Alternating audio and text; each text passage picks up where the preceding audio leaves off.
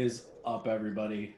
I am super excited tonight because I have Eddie Sodo, Phillip Lietz, and Ron St. Pierre on, and we are just going to talk shit all night. Maybe not quite all night. I don't know. Ron might be able to go all night. He's drinking super coffee. I don't know. I don't know about the rest of us. I mean, I've had some back issues the last 2 weeks, so I say that like I don't want to take pain meds, but I'm drinking copious amounts of alcohol every night so that I can get a good night's sleep. And yeah, that'll do it. Yeah. Do you have disc issues? Yeah. So apparently I think all I did was, according to I've been to Centricare and the ER now, and they said that they think I just have a bulging disc, and I have zero pain in my back. All the pain is in my lower leg, and it literally feels like I'm standing in a bonfire. Oh, so, nice. That's I know. I feel you. I have 2 bulging discs in my neck and two in my lumbar vertebrae. Okay. All from too much wrestling and too much bullshit, you know. Yeah, I saw your toes, which kind of look like hobbit hands. Not yes. Lie. Yeah. No. They on a good day they look like hobbit hands. So I mean, I have no pain in my back, and I feel like I've progressively gotten better. Today is the first day that I can say that I could get up and move around for more than like 30 minutes without being in pain. So, hey, progress is progress. Exactly. The doctors told me it could take 6 months, it could take a year. Just be what you are. So, I love Moscow mules, and I would normally drink the shit out of them, but unfortunately ginger beer has so much sugar in it. It's ridiculous. So I found no sugar ginger beer, which doesn't taste as good, obviously, but it's got no sugar in it. The no sugar ginger beer tastes like you're drinking the ginger that you get at sushi. You know what I mean? Yes. You drink it, you're like, this is kind of garbage. That's okay. The vodka takes the flavor out. That's true. It does. So enough of, I mean, I love talking about drinking because it's so much fun. But you know, we're gonna get going here. So obviously everybody knows who these 3 guys are.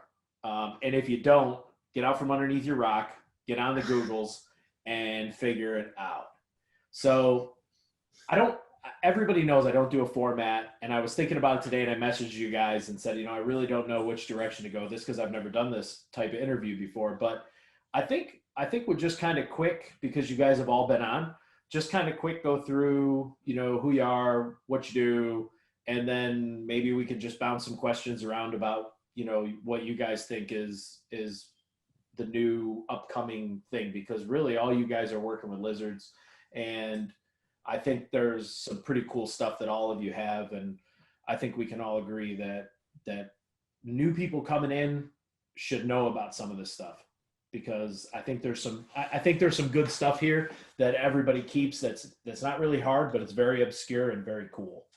So we can start with Eddie and then go to Phillip and Ron. Come on. All right. So I breed mostly lizards. Actually, I just sold the rest of the snakes that I had in my collection, so it's just strictly lizards now. So if you see me on Facebook or Instagram, it's mostly, you'll know me from like the cone head lizards. That's pretty much what got me popular, I guess, on that social media platform. But yeah, I've been doing this since I was 10. I am 34 now. Going to be 35. I forgot about that. Got my age. So yeah, it's just ever growing, and we'll see how it goes from there. And again, as you guys tell, it all started from Godzilla. Yes. So rock on. Hell yeah. I'm Phil. Hello. I am also 34, and my kind of primary passion / the thing I do, I like to spend the most time on are the Uromastyx.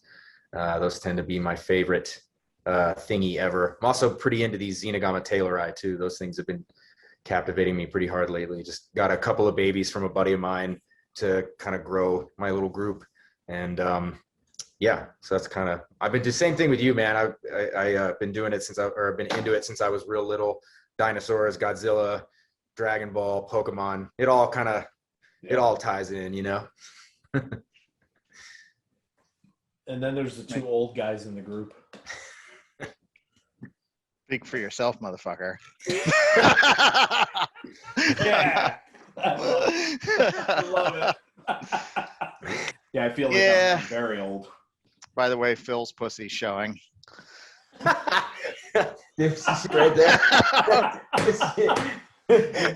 No, and look at it. Even comes to him when he waves his hand. It's true. Yep. It's true. She's the real thing.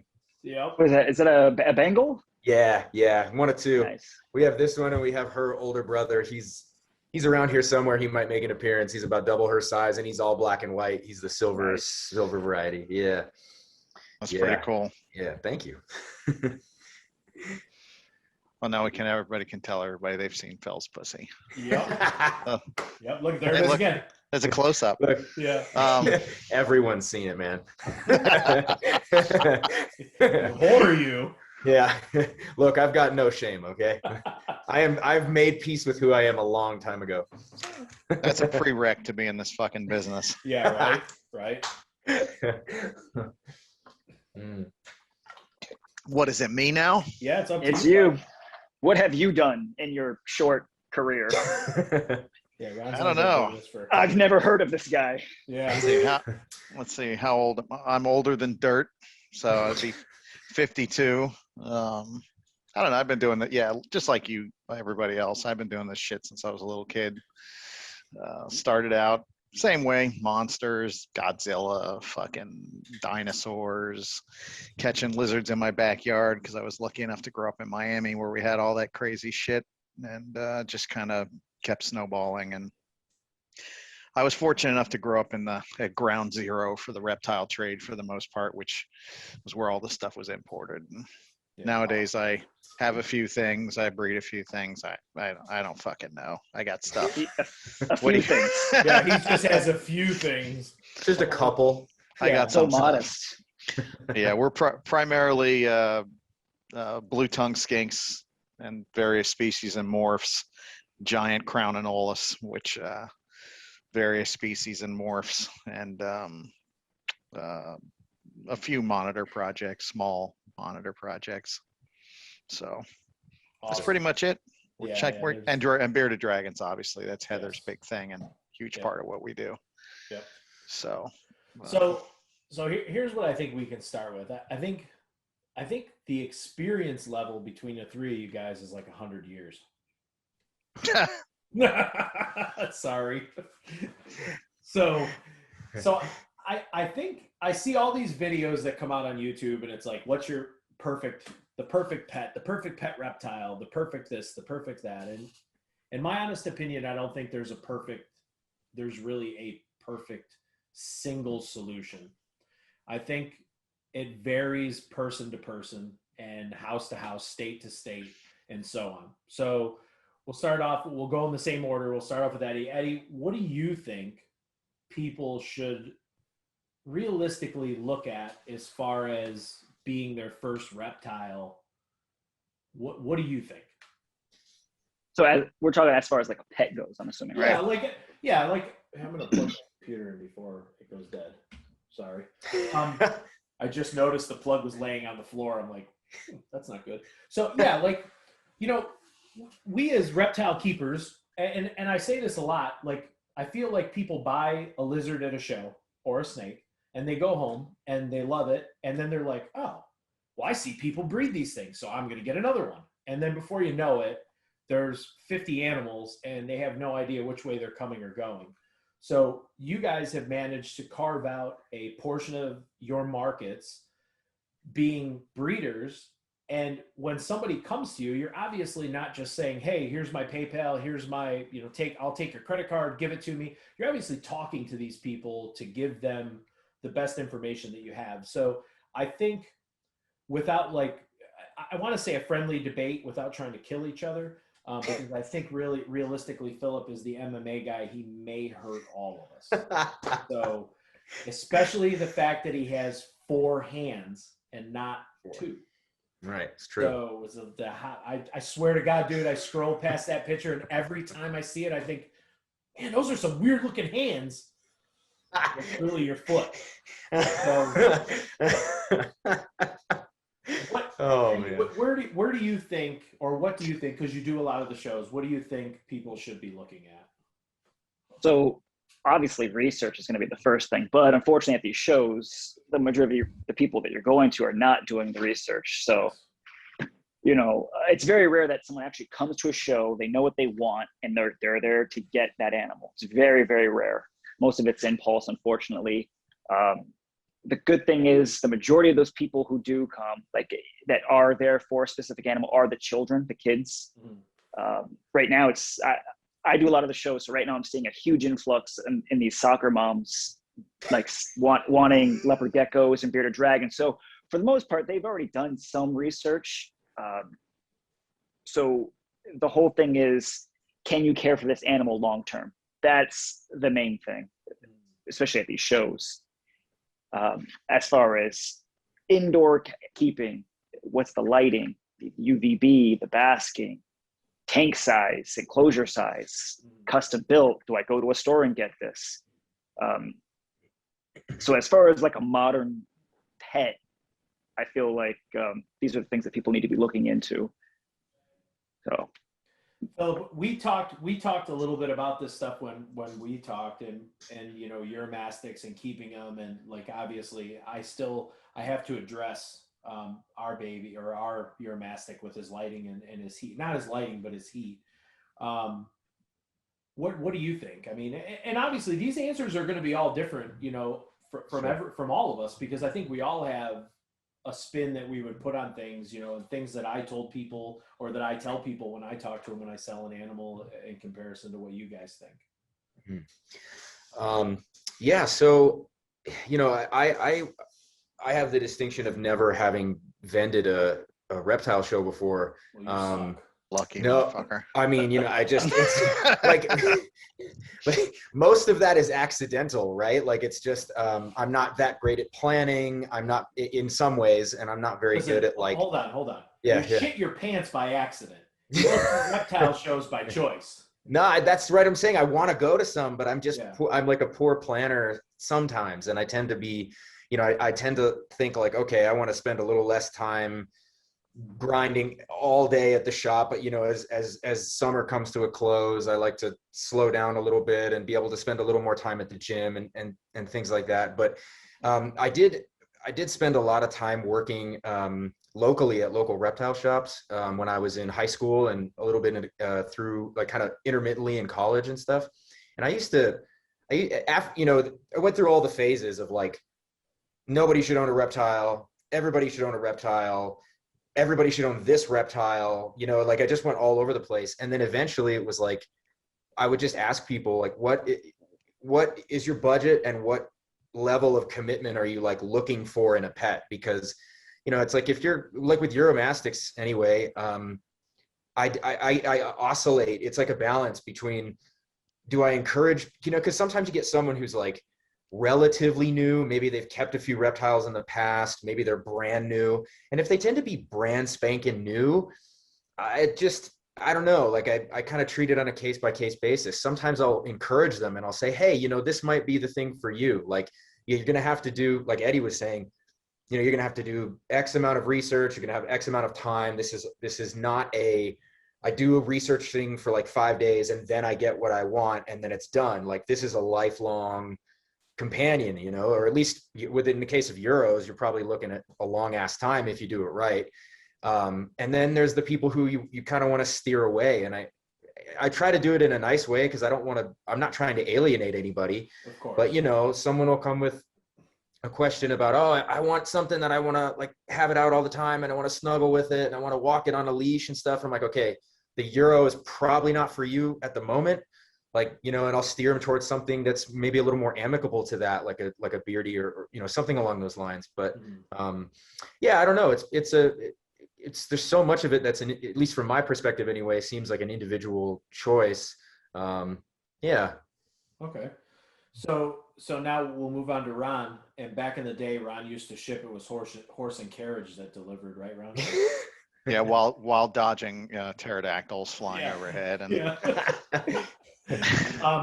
So I mean, and again, Ron, being in the industry, like as long as you have, you've seen many different influxes, like Eddie said, or Phillip said, as you go through the phases of reptiles, like, oh, I'm going to get a bunch of these. Oh, I'm going to get rid of these, and now I'm going to get these. And oh, I'm going to do this. And you've seen all these shifts of what becomes super popular, and then how it dies off, and then what happens. Like at that point, when that particular animal is no longer in favor, what do you see happening?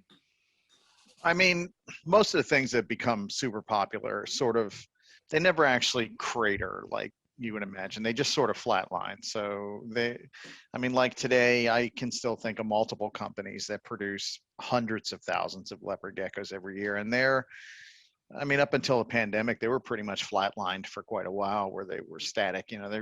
So there's still hundreds of thousands that are being sold. They're still incredibly popular. As far as what I personally think is like the best starter pet reptile, period. And I'm not saying this because I'm heavily invested in them. I swear to God, this is not me shilling or anything. It legitimately is fucking blue tongue skinks. And there's several reasons for that, but particularly because I've been doing lizards for so long, and I can't even count how many species I've worked with. So I've run into all the snags and issues that you would run into over time. Blue tongues really don't fucking have any. I mean, they're legitimately you really have to fuck them up to kill them. So for a kid starting out, it's very simple. It needs a simple setup. It's perfectly happy in, like a 40-gallon type enclosure for life. So it's big, but it's not too big. It's the right size. They eat stuff you can buy in the grocery store. Their heat requirement is relatively minimal compared to a lot of other things. They need like a 95, 98 degree hot spot at the most. And they just do incredibly well. There's just a lot of things like, I personally like them because, hey, if we run out of a certain food, like a live feeder or whatever, like we feed ours a huge variety of things. They get everything from hornworms and superworms to rapashi bluey buffet to cat foods to crocodile diets. So we have all this different stuff that we feed them. But if I'm running out of stuff, I can just go to the grocery store and buy some cans of cat food, and they'll be just fine. Mm-hmm. So they also eat dry dog food, dry cat foods. You get them on that stuff. There's a lot of people that have raised multiple generations on them, on nothing but dry cat food. Mm-hmm. So that lends to an incredibly good starter pet. Yeah, but definitely agree. I think all three of us, we have one foot in like the more mainstream, but we also have the other foot in the fringe. All three of us here work with fringe stuff. And personally, that's my favorite shit. I think all innovation comes from the fringe. Mm-hmm. So, I mean, that's why I'm friends with these two guys, obviously. And the fact that Phil will show his pussy. So that's important. Yes. But Eddie, the most important part of this. Never seen Eddie's yet, but I'm sure one day. Eddie's yet. And he won't. No, but I mean, so I mean, I think, and then there's this giant fucking gulch between those two, between the newbie stuff and the other stuff. But yeah, I mean, I think, and everything I think they said is also perfectly acceptable starter. It's one of those things that we look at the fish hobby, and these guys in the fish hobby spend thousands and thousands of dollars on their tanks and their rocks and everything else. You got to put a $5 fish in it. Exactly. and in the reptile hobby, it's thousands of dollars on the reptile. And the first question that all of us get is, what's the minimum cage requirement? Yeah. And I'll be honest, I've been guilty of that. I've done it. I've talked to so many people now through this show and through other people that I look back now and I think to myself, damn, I really fucked up. So many animals that we've had that never produced anything wasn't because I couldn't do it. It was because I didn't have them set up right. And it's just simple mathematics. And when we talk about people coming to us at a show or buying a snake, I mean, I produced one clutch of retics. So I'm not a professional, right? Everybody else is a professional, I think. we talked, Phillip, I think we talked about this, the whole professional reptile person. Like I love watching videos and seeing this big spiel at the beginning. I'm a professional. Don't do Oh yeah. do. The best. You're an idiot. So I produced that clutch retic, and I remember getting a phone call and somebody saying, hey, I want to buy a retic. And I'm like, okay, well, what are you looking for? I've got this, this, and this. Well, I'm looking for this. I'm like, all right, what are you going to put it in? Well, that's what I was going to ask you. How fast do they grow? And I'm like, what kind of snake experience do you have? Well, I've had a corn snake and I've had a king snake. And I'm like, okay, this is definitely not them. This snake is 6 weeks old and it's bigger than both of them. So what I tell people, or what I've told people is if you want to buy an animal, that's fine. Do your research. Listen, 99% of people have a cell phone now.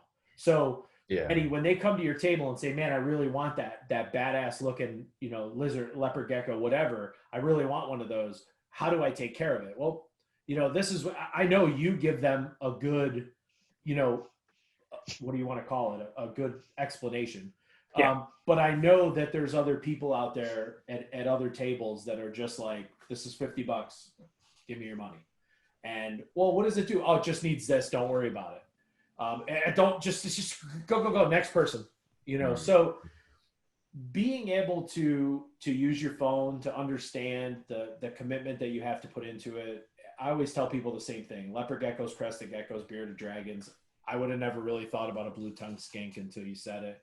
And then I look at the next level things like Uromastyx and stuff that are, I personally think a crested gecko is just as bulletproof as a blue-tongued because they eat a powdered diet and they can live in your ambient temperatures in your house. They need no specific real lighting. You put them in a cage and just leave them alone and let them do their thing. And if you really want to take it out, they'll tolerate handling. But again, at the end of the day, I think there's too many people out there that are afraid to say, hey, this isn't the best animal for you. And as the hobby grows and legislation grows, we're going to start to lose ground on what is important. And all these new people that are coming in that want to follow the Christopher Giffords and whoever this chucklehead was in Texas that lost the banded cobra, banded forest cobra, which I'll be honest with you, I don't think is real. I think that's fake. I think that's a PETA HSUS thing. Yeah, it's possible. Because I've talked to several people in Texas. They do not know who this guy is. He's got no social media presence. That animal, that banded forest cobra, is not a commonly imported animal. There are very few people with those. Yeah. So I think somebody is just playing games to try to get the ball of bullshit going. So with that said, Eddie, what do you think? I mean, you live here in Florida. Ron's here in Florida. Phillip, you live in Colorado, and that area is already pretty heavily legislated. Oh yeah. Eddie, what do you think we're looking at, and what do you think new people need to pay attention to as we move forward? So the downside to living in Florida is it's like what Ron said. We're pretty much in the state where there's a reptile show every single weekend. Yep. Miami's where all the shipments come through. I mean, we're basically the Mecca right now. And you're right. I do feel like in a few more years, the legislation is just going to be crazy, and possibly the stuff that I do and what Ron does, because we do both specialize in outside enclosures. Mm-hmm. I'm basically terrified that that's going to be taken away from us with all species. So I honestly, I don't see anything positive coming in the future with all that stuff. That's just me. So I get that. And here's what, the first thing I tell anybody when I go to work and people ask me, oh, you keep reptiles, the first thing I tell them is things are under lock and key. Super important to do that. We all need to realize that keeping animals outside is a privilege. It's not, none of this stuff that we do is something that the Fish and Wildlife have to let us do. There's no, this is a privilege to keep these animals, and it could very, very easily, the door could be slammed at any moment. And the whole Lacey Act thing a few years back with all the big stuff, where you couldn't ship it out of state, and we won that. And now the Florida laws have all just went in to play with tegus, and Ron can probably speak more to that than anybody, because some of the things that have been done are just the gateway to, in my opinion, what most of these senators and everybody wants to make a name for themselves. So they want to be the one to put the stamp on it and say, I did that. The North Carolina ban, what they're proposing is bad. I've spoken to one of the assemblymen there who's a part of that, and he's a nice guy. He's very, very open to talk, but you can tell talking to him that he wants nothing to do with being friendly. He wants every exotic animal to be taken away, period, from a leopard gecko all the way out to a mamba and everything in between. If it's not considered, what would be the word, like a cat or a dog, domestic pet, take it away. So Phil, what do you think? I mean, as far as what's going on, what do you think? Well, I should initiate this by saying that I feel like relatively naive on that particular topic, because 2019 was kind of my first brush with real harsh regulation here in Colorado. There was a kind of a disgruntled dude out there who got upset with some of what I was up to, and he called the local authorities here on me, saying I was doing illegal stuff, which of course I'm not in any way. And but the result was me having to move, because there's some stuff where I'm not allowed to do what I do out of my home. So I had to shell out a lot of extra money and move into a commercial space, which is good at the end of the day. But I really think that I honestly have no idea. I tend to be quite optimistic, generally speaking. Again, it's sort of a lack of experience on that particular subject. So I don't know. I'm going to have to decline too much to elaborate too much on that, just because I don't think I have the requisite knowledge for that. No worries. Yeah. Ron, what is your input on this? Because I know you've been around for a while and you've seen a lot of this stuff. Yeah, I mean, I like to go back and look at history in a lot of areas and see how it correlates to today, because we're just caught in one perpetual cycle of history constantly repeating itself over and over. No matter how much humans try to think or say that, oh no, they can change, it's not true. The fucking cycle never ends. It's the same shit over and over again. So you can go back and you can look at that, and you can draw some basic guesses on what the future and my past predictions are usually pretty damn accurate. And I'm sure Eddie's over there laughing because he's heard some of them and they come true. So when I look at this shit, I'm basing this on a lot of research, and what I see here is a lot of typical government stuff. Some of it was spurred on by an adversarial relationship that a certain large reptile breeder caused with FWC, which I'm not going to talk about specifically, but you know who I'm talking about and what I'm talking about. So does Eddie. And so those things got us to where we are. It was part human hubris, part, on the part of the legislature going, well, we have all these people, constituents bitching about it. We need to do something to justify our existence. Part of it is a way for the state to bring in funding because, hey, we got this crisis that we need funded. So please send us millions or billions of dollars to fix it.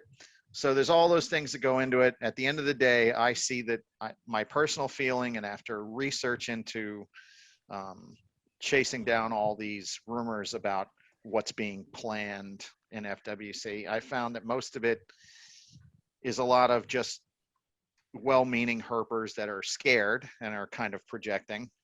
I can't find really much basis. I can't find anything actually to say concretely that yes, they're planning to make this much bigger than it is. However, there is also the case with government when they take an inch, you give them an inch, they take a fucking mile, 2 miles, 10 miles. We see it all the time, every day. It doesn't matter who's in power, what it is, they all do the same shit. So there is that. And if it means they can get more funding by making a small problem into a massive crisis, they will do that because money. So my personal feeling is that the tegus were a sacrificial lamb to appease the constituents and to generate more funding. And I think there's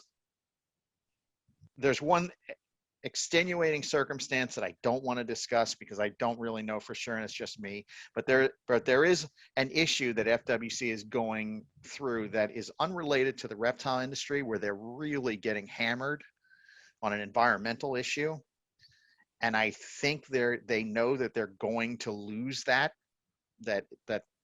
and they're looking to try to have job security in other ways. And so if you transfer from the thing they've currently been making all their money on for the last 30 or 40 years over to, oh, now we're iguana and tegu exterminators. Now they've got a new thing they can get funding for and they keep their jobs. I really do believe that that's what this is. This is more about job security for them and political motivations and the influx of money than it is this perceived thing that, oh, it's animal rights people and they're trying to. I've looked into that. Yes, there are some animal rights people involved in it, but that does not appear to be the actual smoking gun here. What it does look like to me, it's our jobs are in trouble and we have conveniently, and it's our, and honestly, that's not even shifting blame. This is our fault. The reptile industry did cause this tegu problem. Not maybe the industry as a whole, but two bad actors caused this whole mess. And the iguana thing was kind of just like, well, we might not be able to get enough off of just the iguanas and the pythons, but I mean the tegus and the pythons. But if we add the iguanas in here, which are all over the state and have been here since at least the 1950s. Yeah. Right. Yep. I mean, when I was a kid in the early 1970s, when I was like 4 or 5 years old, my parents used to take me to Reynolds Park. There were fucking iguanas all over there. And that was like 72, 71. They were well established. They were all over Miami. I mean, I spent most of my life catching them as a kid. Then they're all over Florida. So and there is some evidence that suggests that they were in Florida when they were building the fucking railroad down to the Keys. Wow. That there are apparently photos that exist from the early 1900s when they were building the Flagler railway, and there are iguanas in the background just laying on the railroad ties. And I don't doubt that at all. I mean, they're not that far off from the Keys. So they were already in Miami a long time ago. So to say that it was the pet industry didn't cause those iguanas to be there. No. It's not some random case. Even the whole idea of, pet owners releasing one animal here and one animal there, and then somehow they're going to release them at the same time, roughly opposite sexes in the same location. And then those animals are going to find themselves, breed, and create these colonies is absolutely fucking stupid. Yeah. Those colonies exist because importers had bad shipments. And I know this firsthand. They release large numbers in single locations, and some of those animals establish themselves. It takes a lot of simultaneous releases to having a colony establish itself. So it was a few bad actors, but particularly the tegu thing was a problem. Everyone knew who the original tegu problem, that was an importer, and everybody knew, even FWC knew that they had a problem going on over there. They did nothing about it. Yeah. And it just grew. So I don't know. And again, Ron, some of the stuff that you're talking about, I know, and we've all, and you guys know that I beat the drum on this one. I've had conversations with Kevin from Nerd about some stuff going on in FWC that's pretty damning for them. and they're, like you said, they're standing on the edge of the falls right now, and they either have to put up or shut up. And at the end of the day, they need to figure something out. And when I was speaking with this legislator or assemblyman from North Carolina, I asked him specifically, why would you not look at, and I hate saying this because I know some people are gonna be like, Paul, you want tax this and that. Shut the fuck up. That's how this world works. So I told him, make people pay for a permit. If people want to breed animals and they're going to sell animals, tax them on it. Yeah. If somebody's serious about doing it and they're going to make a business, be realistic and give that person a lower price on their permit, but tax them per animal. If somebody wants to keep the animals just to have a pet and they're willing to, I want to keep venomous. I don't necessarily want to breed them, but if I had to pay $1,000 a year to keep it, it might make me think, certain people, it might make them think twice. It might make them think, hey, do I really want to do that? Well, there is talk now, and this discussion's been going on for a long time. And formerly, I was very much against it, but now, after seeing things play out and hearing the argument for this, I'm kind of siding with this sentiment that we need to be included not under FWC, but we need to be included under the U.S. Department of Agriculture. And by doing that, it gives us a different permit system, but one that has, and some people are going to probably hear this and go, hell no, and have all these legit reasons why we shouldn't be. Again, but, shut the fuck up. Well, not necessarily. I mean, you need to hear all the arguments before you make a decision. But and I was formerly in that camp. Like when I heard USDA, I was like, fuck no, I don't want to deal with that. That's that permit system and all this. But it affords a level of protection to the industry that we currently do not have. Yep. And so we have to put up with a little bit of aggravation, maybe a little more permitting. I'm told that the inspectors for USDA are generally easier to deal with. They're generally more pro-business than so it's less adversarial. And that's really what you want if you have to have oversight and you have to have, a legislative body over you, you really don't want it to be adversarial, because that doesn't fucking end well for the little guy, or so for any of us. Yeah. I mean, exactly. Here's the thing. We all bash, and I don't want to say this the wrong way. We all talk shit about Fish and Wildlife, and I mean, listen, I can name a couple inspectors that have come out and they have no idea what they're looking at. How are you a Fish and Wildlife officer if A, you're afraid of snakes? That's ridiculous. Yeah. I mean, come on. And B, you don't even know what you're looking at. You don't know the difference between a corn snake and a burn.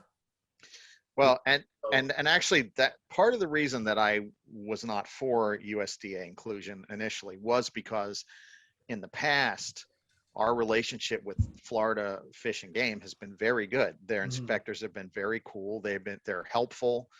And even to this day, that's apparently the majority of the time that's the case. They're generally still the same guys. They're just doing their job. They're generally very cool. They're not out there to bust your balls. No. But what worries me right now is that who's in charge. Yes. And that so the more political arm of it is concerned. Yeah. As far as, what exactly is their politics, what exactly are their motivations? It's unclear, although I feel I have a decent grasp. I think that when I look at the whole picture, to me, it's almost always about money. Most people that are ideological will throw that right out the fucking door the minute that their money is threatened. So ideologies are very fickle. People only have them because they're afforded them by good times in a fairly stable. But take all this shit away, everybody's going to throw their ideologies right out the fucking door real fast when you got to fight for food, So, Eddie, have you dealt or had to deal with anything with Fish and Wildlife? Yeah, actually, so the officer that I deal with is actually a reptile person.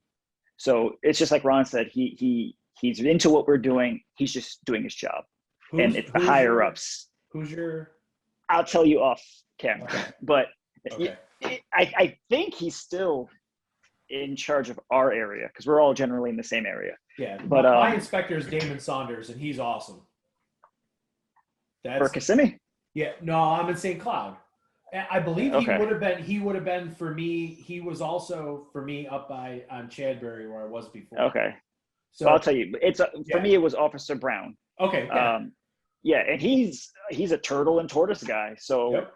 I dealt with him one time. I went to go visit a friend, and it coincidentally, Fish and Wildlife just showed up. And honestly, it was more of a tour for this guy. He was just enjoying looking at the tortoises, geeking out. I mean, he was looking at the friend that I had. He breeds a lot of like the rarer species, obscure species. So the entire time he was like, "Oh my God, I had no idea people had this in captivity." He's like, "Oh, you have how many of these?" Like, this is crazy. So it was more of he had to do it for his job, but at the same point for him, he was having a blast. He dinged my friend on, so these animals over here have all water bowls, but that one animal there that it doesn't have a water bowl. He was just dinging him because he has to, he can't just go empty-handed. And it was an animal that doesn't go in water. So if you have it for one, you got to have it for all. So here's what I'm going to say to everybody. So I had that exact same thing. Damon came here, did my inspection, comes in my room.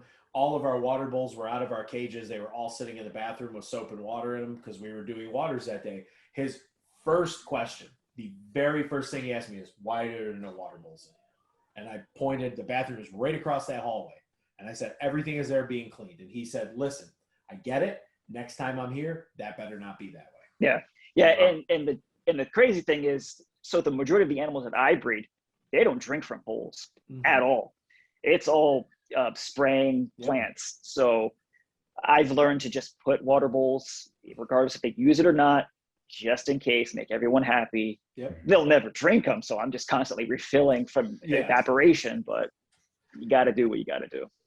And so, oh, sorry. No, I was going to ask you, have you had any other than what you were just saying? What was the outcome and why?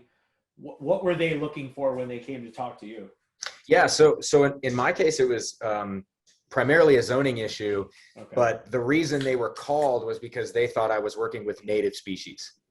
And so the guy was like, "Oh, you're working, we heard you're working with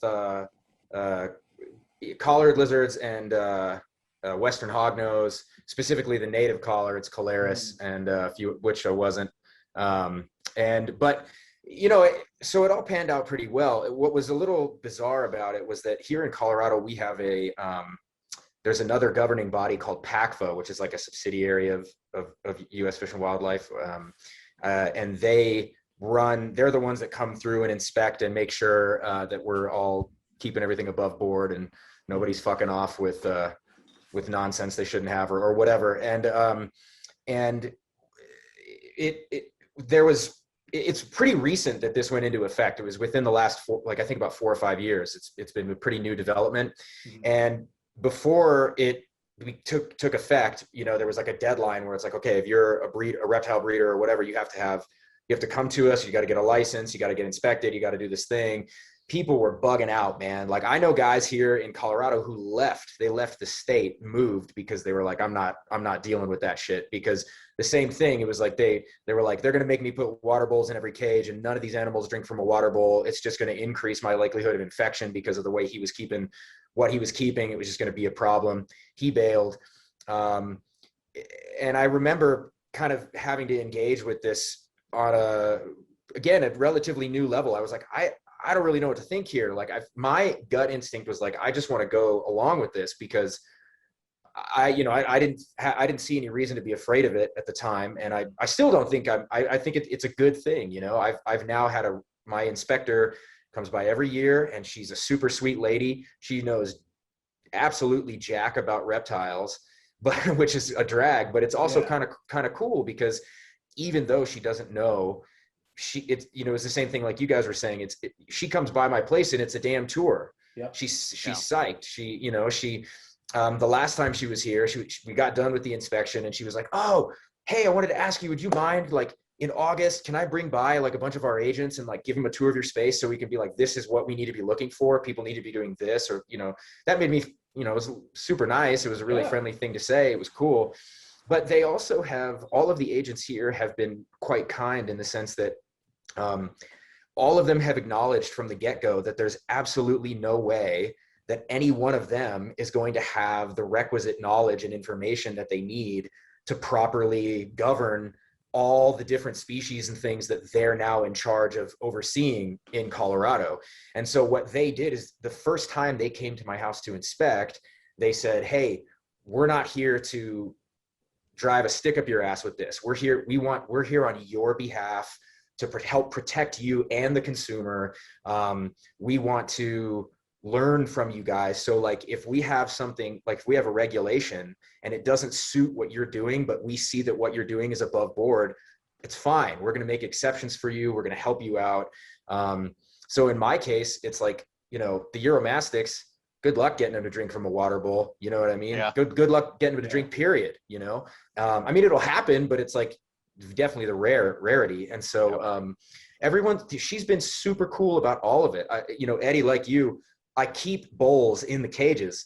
And so, you know, I might fill them up if I know that she's coming by, but at the same time, when I haven't, she doesn't sweat it. You know, they've all been very cool here. And that's also what I've heard from everyone else in Colorado for the most part. You know, there's a handful of disgruntled dudes who weren't too happy about all of it, or maybe who like had a bone to pick with their agent. And again, I can't speak to that experience, but I can say that the dudes who are disgruntled are generally disgruntled. So, you know. So here's what I'm going to say to that. Yep. So for those watching, I work in nutraceuticals and pharma. So I am a food safety specialist, as well as sanitation supervisor, and I'm also an EHS supervisor. So what I always tell people when I do my monthly inspections, because I inspect the whole plant every month, is I take my employee hat off and I put my inspector hat on. So if you don't want your inspector to kick your ass, think like the inspector does. Yeah. And stop thinking like I'm the keeper and I need to protect myself, and look around. And Ron, you said it before, they are going to find something. Or maybe it was Eddie that said it. They're always going to find something. A water bowl, a label. Listen, I know better. I took an 8-foot cage. I put a divider in the middle. I put a male on this side. I put a grow-up female on this side. And the inspector came in and said, why is there no dangerous reptile sticker on that side? And I said, well, there's one on this side. And he said, okay. And I got a written warning. I didn't get a ticket, but I got a written warning. And that was all. And it's like, okay, when I sit back and I think about it, at first I was upset. And then I thought, hey, you know what? That's his job. He can't go back to his boss and say, I did 10 inspections this week and every one of them was perfect. Boss is going to say, get the fuck out of here. Go away. Yep. We don't want you here. So everybody needs to understand, you really can't be upset for stepping on your own foot. You have to be above the line. You have to be smart. You have to understand what's legal to keep and illegal to keep. Yeah. And if an inspector's coming to your house and you know they're coming, and you leave a cage unlocked or a window open, like this is the first thing my inspector said was, how often are you going to open the window in here? Like, really? The windows are locked. They're never going to be open because I have venomous. So it's got to be double containment. So this room is sealed tight. You can't get in or out of anything. And those were the questions that he asked. And he asked several times in several different manners, just trying to see if I was going to answer it different. And that's their job. That's what they have to do. And Ron, you said it. If they lose some of this stuff, they're going to lose their jobs. Then what do they have? You know? Yeah, you just don't want to have an adversarial relationship with your fucking, I mean, it's simple. I see a lot of cock waving on Facebook. Oh, fuck them. I don't have to do that. I'm like, okay, well, you lose. First of all, you have to remember that cops of all types, they're just like you. They're your fucking neighbors. They're your friends. They're your family. They're no different than anybody else. So they got a job to do. You got a job to do. If sometimes I mean, I got a speeding ticket a couple of years ago. First one I had in a while. It was fucking high because I was hauling ass through a section of road that I didn't know dropped from 65 down to 35, Oh. and I was doing 70. So I got fucking whacked good. And you know what? The cop pulled me over. I was like, he's like, you know why I'm pulling you over? I'm like, well, I just saw that 35 mile an hour speed limit thing. So I said, I guess you got me on this speed trap. And he laughed and he was like, yeah. And I was like, all right, whatever. So he said, all right. So he laughed with me and he said, I'm just going to write you up for doing 55 and it'll lower the cost of the ticket way down. And he was cool as fuck and whatever. I got a ticket, but I was hauling ass because I was having a fucking one of those days where I was pissed off at everything. I had the music fucking blaring and I was hauling ass I was aggravated by traffic because fucking Orlando. Yeah. And you know, so it was one of those things. But I mean, why am I going to be pissed off at him? I was the asshole that was hauling ass. And most of the horror stories, I'm not going to lie, that I've heard from other people in the industry about, oh, they jammed me up and they did this and that. They're all people that I know that routinely do things that would get you jammed up. Cut corners. Right. They do all kinds of shit. So, I mean, come on, man. If you're going to play, I mean, you take some responsibility. You guys watching this right now understand that there's a lot of experience sitting here. And at the end of the day, regardless, everybody here has been through something. And whether it be infections or, you know, we've all been there and people make mistakes and everybody knows that. But damn, don't continue to make them.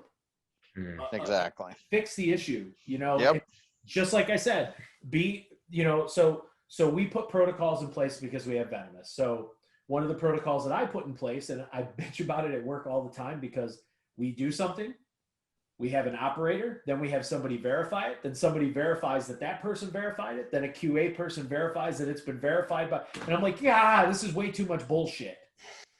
So, but I sat down and I thought, you know, how many times, and all three of us, or all four of us, how many times have we been working with an animal and the phone rings or somebody yells for you and you leave that door open and you walk away and you go do something and then something else happens and before you know it, you've been gone for an hour and you come back and you're like, holy shit, that animal is still in that cage. I had an emerald tree boa sitting on the top of the glass door with it wide open, just curled up on top like it would be sitting on a log. And I thought, wow, I don't even remember opening that cage up. It's been so long. We've all been there. So what I did was I put a checklist in place in here where we don't work venomous when nobody else is home, just in case. So the second person that's here will go ahead and take this checklist and they'll walk through when I'm done and verify that every cage has a lock on it. Every cage is closed. That's the policy. There's no deviation from that. It takes 5 minutes. I don't have 300 animals. I have 4. So when you put processes in place, and my inspector was pretty impressed by that. He was like, wow, I really like that. I think that's a great idea. Let's be honest. I bitch, you guys have heard me, you listen to the show. I bitch about free handling all the time. That's not the problem. You bitch about stuff? You never bitch. No. I've come to the conclusion over the last couple weeks that as much as it's damning for people to do that, that's their own problem. They get bitten. That's on them. It doesn't affect me. What affects me is the snake that gets out, the lizard that gets out. You know, I sent Kenan a message. He had the water monitor out. It grabbed an Arodia and killed it and ate it. And, you know, I get it, but you're letting that exotic animal crawl around in your yard on camera, kill a native species on camera. All you're doing is letting Fish and Wildlife know, okay, we'll write this one down. So when we find one of those lizards, we can say, this is why it's there, right? How many times, Ron, do you let your animals run around your yard? No, I don't, but, you know. Listen, hold on a second. Hold on, because that's not fair. I am not beating on Kenan. I'm not. No, I know what you're saying. I'm not. I know. Listen. It could be anybody. And you're right. I mean, I don't disagree with you. Like, I see that. I mean, I look at that stuff and I see that as being kind of cringy, to be honest. I don't really have a problem with all these YouTube guys as much as a lot of people, but I think I think in all their cases, for the most part. Now, I don't know about some of those ones that you've talked about. I don't know those. I've never watched them. I can't get past the whole stupid sensationalist thing. But the bigger name ones, I think it's a equal thing. I think there's some things that are cringy and kind of negative, but they've also done a lot of positive. And I think in the end, it balances itself out. But yeah, I don't let. Listen, I don't let, you've been here, I don't fucking let nothing out run around. I don't play with my animals. It's not like I'm not out there, it's not like most of them don't have names, Heather has dragons that have names and stuff like that. And she does a little more interaction, but neither one of us take stuff out, let it walk around. I just don't do that. And it's not really for any other reason than I've seen instances where they act one way and then all of a sudden they see that tree line over there and go, oh shit, and then they take off. Yeah, man. So sorry, go ahead, Phil. Oh no, I wasn't trying to interrupt at all. No.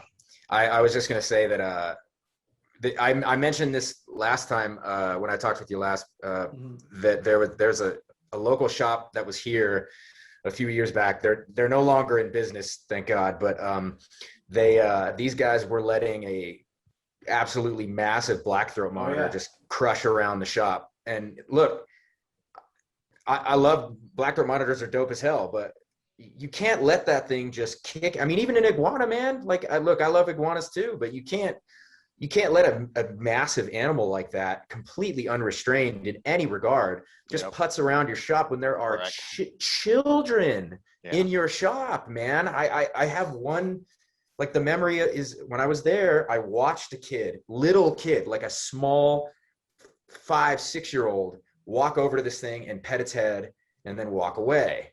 And I was just like, my heart stopped, because we all know it takes one, just like the tree line, right? One little tiny change and that kid's dead. Like, no shit, that kid's dead. And I mean, it was just, it actually kind of freaks me out just thinking about it. And I mean, I don't have anything remotely that dangerous, right? I've been bit by my Egyptian Uromastyx. He's the biggest lizard I have, and hell no, never again. Like, I don't fuck with him at all. I mean, I feed him and I say hi to him and I hang out with him and whatever, but I'm not, I don't want to get bit again. He didn't even break the skin, Eddie, what about you? So everything that I have here, again, most of everything I keep is outside. So everything's under lock and key.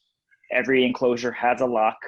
I have multiple keys, so that way if I do lose them, I know where the spares are. Obviously, I don't lose my keys, but and then another thing I do is if I'm working with an animal that is extremely fast. So for instance, I keep I have a small group of Guatemalan spiny tails. They're extremely fast. So if I know I'm working with them, so that particular enclosure has double hatches, so I can always have one section open while the other section is closed. And most of the time when I am working on one side, they all run to the other side. But if I'm working with an extremely fast animal, I have one of my kids come out and they're just there as spotters. I also have giant fishing nets, like with the pole. And I have that actually anchored onto the wall outside. So just in case something actually does happen, which has never happened, it's just there. And I'm sure Fish and Wildlife would appreciate that effort is actually there. Sure. But again, like what you guys are saying, there's no animal that I just let out. There's no animal that the cage is even open for a little bit. It's all maintenance. It's all egg collection. It's feeding, and that door goes right back to being closed. And that's the only animal that I have that is kind of free range, but not really, are my tortoises. I mean, they're not gonna fly away or anything. I will tell you this: our sulcata tortoise went after my son's puppy the other day. Nice. It's funny. Yeah. Now I will say with some tortoises, they will find it the corner of an enclosure and they'll try to sky rape it, go up it. But I always have that blocked off too. So even my tortoises have where they can't climb out and escape. Yeah. Why would you want to lose it? Here's the thing, Ron. To what you said earlier about people in the pet trade. Who the hell wants to spend $100 on something and just watch it go away? Yeah, and the majority of, I mean, all of us have animals that are not common. So exactly, why would we have it just, where it can just escape? I mean, I have my Australian water dragons outside. Yeah. I have all the weird cone heads outside. I have an Aldabra tortoise outside. Why am I going to give it, shitty enclosures for it to escape? Yeah. Well, And I think, go ahead, Ron. Go ahead. Well, the one point I just wanted to make is kind of like an exclamation point under what Ed alluded to with having the net handy. Is it's less. First of all, it's impossible. Everyone is going to fuck up. Everybody's going to have a mistake. Something's going to happen. Something's going to get out.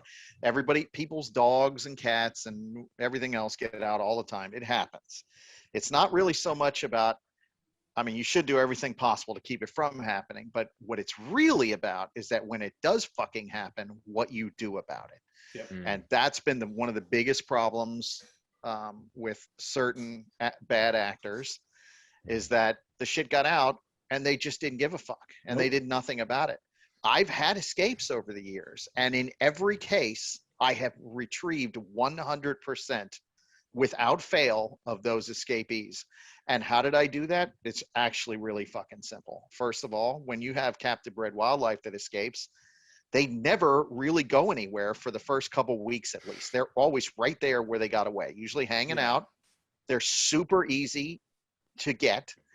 And at that point, when something escapes, my life stops until those things are fucking retrieved. I put everything. I don't give a fuck what it is. Yep. I don't answer the phone. I'm not talking to anybody. I'm fucking doing my job. I'm collecting the shit. And I mean, you can go to every place I've ever lived, which is 4 main locations, and you will not find one fucking thing that can be attributed to me. Yeah. But I did something about it when something happened.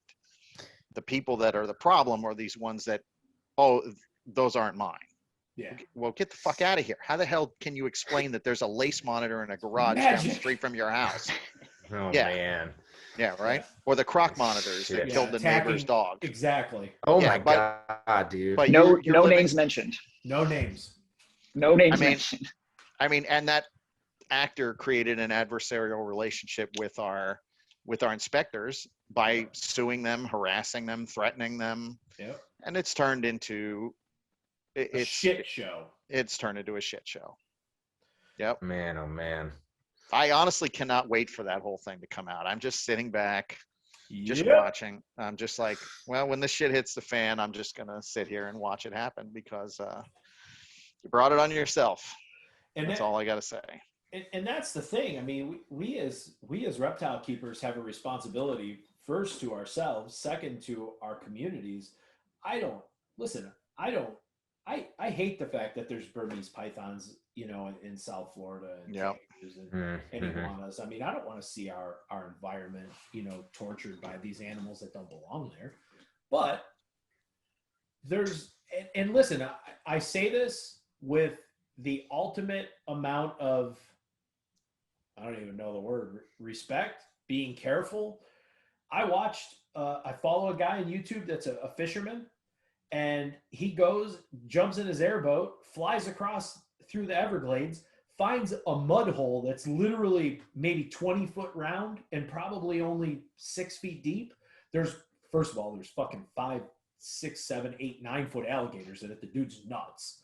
Pulls up on the side of it in his airboat, throws a cast net out, pulls 100 pounds of fish out of there. Yeah. These small little catfish and plecos. Nothing is native. The whole net is invasive species. Why? Because we have hurricanes, and he explains, and I think he hit the nail on the head. We have a hurricane, nobody's got power. I've got a fish tank full of fish. All my fish are going to die. What do I do with them?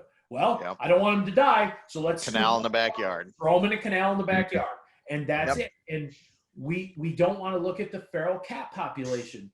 I'm not saying that reptiles aren't a problem. By no means. I agree. I absolutely hate hearing that somebody caught a beautiful 15-foot berm and it had to be killed. I hate hearing that. Yeah. But I get it.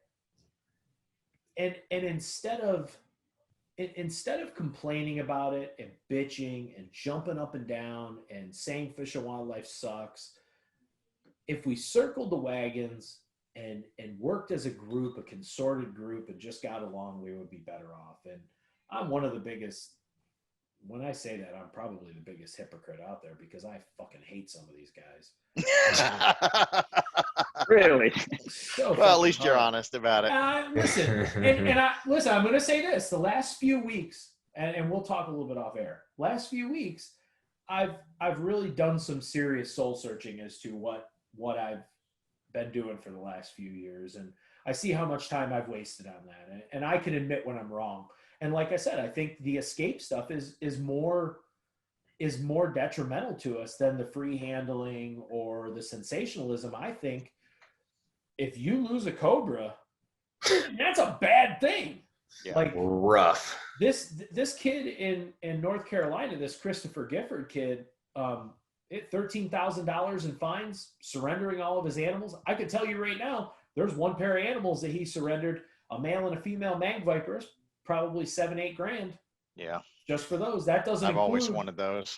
that doesn't include all the other stuff that he's getting, or all the other stuff that he had, and he had some really nice stuff. But here's the thing: how do you get on TikTok and take the stuff, these exotic wild animals outside, and just to get thrills and people to view your stuff? And I'm not gonna lie, 2 weeks after all that stuff happened, I hammered somebody on Facebook because this guy's standing in his yard with a forest cobra of all things. I saw that. You saw that, man. and I'm like, what are you doing? And his response is, I know my animal. Sure you do. That forest cobra is like a fucking ninja, just like a black racer. How many times have you guys, Eddie, Ron, look down, you see a black racer, you look up and you look back and it's gone. It's gone. You're like, where the fuck did it go? Like they're just gone. So it's the same thing. Like Ron said, they see the tree line, they go. Here's this guy free handling a forest cobra outside. The grass is 2 feet tall. Couldn't even be bothered to cut his lawn. And you're playing with the snake out there, and your response is, I know my animals? Go fuck yourself. You're an idiot. Yeah. I mean, I've worked with cobras when I was a kid, so I know exactly what they're capable. They're incredibly intelligent, incredibly fast. I would never keep them because they're so smart and they're so fast that I just wouldn't want that. I wouldn't be able to sleep at night because like I said, accidents fucking happen. I get that. And if they got loose, holy shit. If you have a gaboon and it gets out, 3 weeks later, it's going to be 6 feet away from where it got out because that's how long it takes it to move 6 feet. Yeah. Giant fucking caterpillar just kind of crawling around. So for those, I'd be all about that. I mean, if I ever wanted to keep venomous, but that, I'm going. Stella, my ex-wife, didn't want any part of that. So I used to keep puff adders and stuff like that.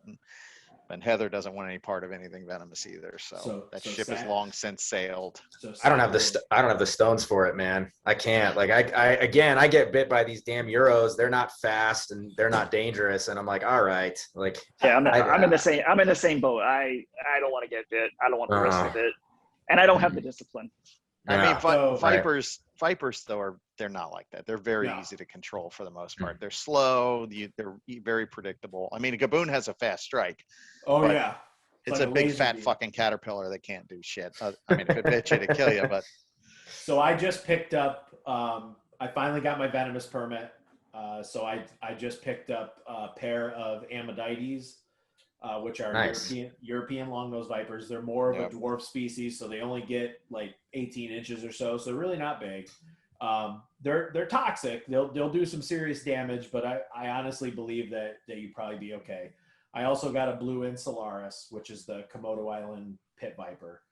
That's like my ultimate goal is to have a 3x3 by 3 foot cube with a yellow, a green, and a blue in it because they those are awesome. Colors. Yeah, those are badass. Yeah, so it's super cool. But I'm actually going Saturday picking up another blue insularis, and I'm picking up a pair of East African mambas.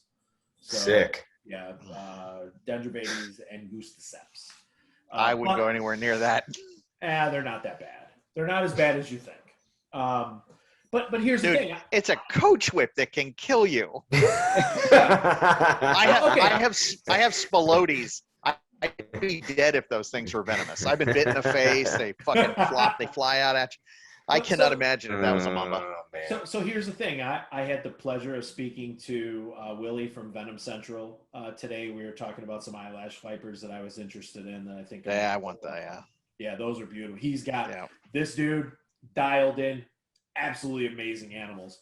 So, but we were talking about them, and we were talking about, you know, some of the other species and stuff. And, you know, you start to talk about, you know, how do people get bit by venomous snakes? People get bit by a venomous snake because you're careless. Yeah. The rule is cage to can to cage. If you come over, Ron, if you come over and say, hey, man, I want to see that European long-nosed viper, take it out of the cage, I'm going to tell you no. What's the difference between me leaving it in the cage and you looking at it in the cage? Well, maybe I want to hold it. It's an eighth of an inch. It's an eighth of an inch of glass that's between you and the animal. Right. There's no reason to ever take it out. No. So, I mean, we had a friend of ours come over yesterday to see him, and he's not a reptile guy, and he's super excited. You know, he always asks questions like, how are you going to get the snake home? Well, it's going to be in a container, and I'll bring it home. But how? In my car? He has no idea. He's not a reptile guy. He has nothing to do with reptiles. So when he came over and he saw the snakes, he was like, can you take that one out? And I said, no. Why not? Why? There's an eighth of an inch of glass in between you and the animal. Look at it. Why? I could tell you a fucking story about irresponsible venomous people. So this is hold on a second. This is what I want to do. We've touched on some shitty stuff and it's kind of doom and gloom. Yeah. I want to have a little bit of fun. Let's tell some stories. Phillip, we're gonna alienate you a little bit because you don't do reptile shows. But yeah, it's true. But you deal with people. Yeah, sure. So I'm sure you have stories. Oh God. So let's start off with Ron and let's tell some stories and just talk about like reptile shows and just, I mean, this is the best part of this, you know, you guys, this is what I love. Reptile show stories. Oh yeah. I'm sure you got some doozies, buddy. Trying to think of ones that are not negative in any way at all. Yeah. Yeah. We don't want to incriminate anybody. I do have a guy that my daughter and I used to refer to as the Weenie Man.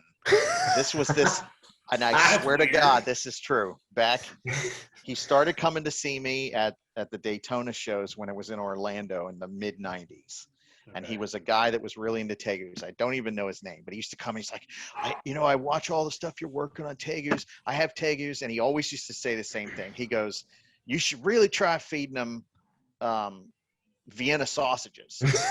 He's like, I just take the little, and I swear to God, Southern accent, and you have to envision this guy. This guy was like 300 fucking pounds, and he had a goddamn suspender jean overall, like Farmer Brown shit. He was always dressed the same, like over the years, and he would show up every expo, every one, and he would come by and say, "You really ought to try feeding your lizards these cocktail weenies.